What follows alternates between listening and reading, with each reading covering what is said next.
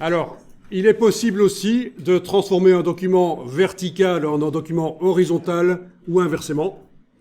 Horizontal vers vertical, c'est ce qu'on va faire ici. Et de demander à InDesign, dans la mesure du possible, de repositionner les éléments. Après, il faudra parfois faire quelques petites corrections. C'est ce qu'on va faire ici. Alors, anciennement, dans InDesign, je pense qu'il fallait que dans marge et colonne, ajuster la mise en page soit coché. Et, d'après ce que je me souviens, il fallait aller dans Fichier, Format de document, et faire passer le document en vertical. Mais là, il y a une fonction ajuster la mise en page. Donc, vous n'avez pas besoin que dans marge et colonne, ajuster la mise en page soit nécessairement coché. Dans cette version-ci 2019 de InDesign, en tout cas, et les suivantes. Donc, vous voyez, dans page, marge et colonne, ce n'est pas coché.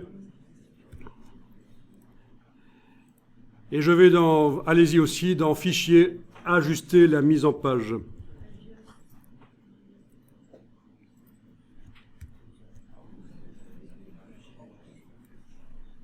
Alors là-dedans, vous avez ceci à cocher. Ajuster automatiquement les marges lors des modifications. Voilà.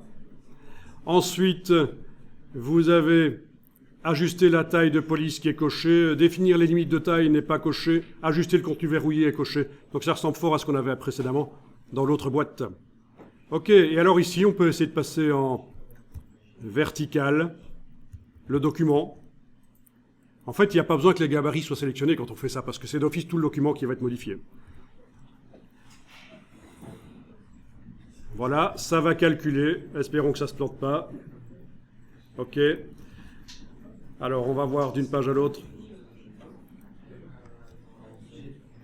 Eh bien, on dirait que ça a fonctionné. Ça m'a transformé le document horizontal en un document vertical. C'est toujours en train de travailler, ça bosse fort.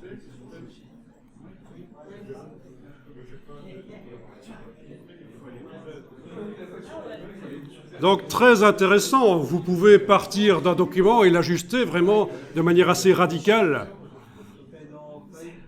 Bien sûr, tout ne va pas fonctionner, il y a les positionnements des images qui sont parfois foireux, il faut les repositionner dans leur bloc.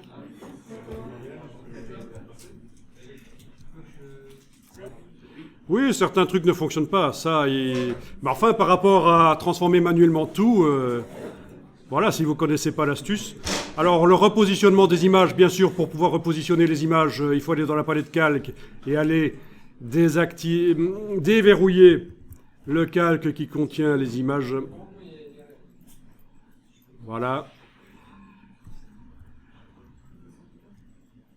Cliquez avec la flèche noire sur l'image, enfin double-cliquez sur elle ou cliquez sur le réticule central et avec la touche majuscule éventuellement pour bouger sur l'axe, on va aller modifier ça.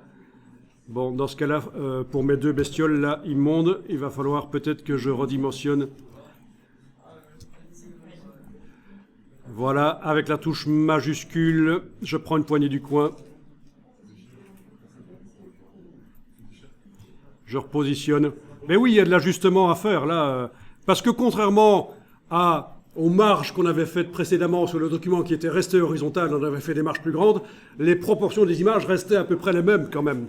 Mais ici, pas du tout. On est passé d'images qui étaient horizontales vers des images verticales.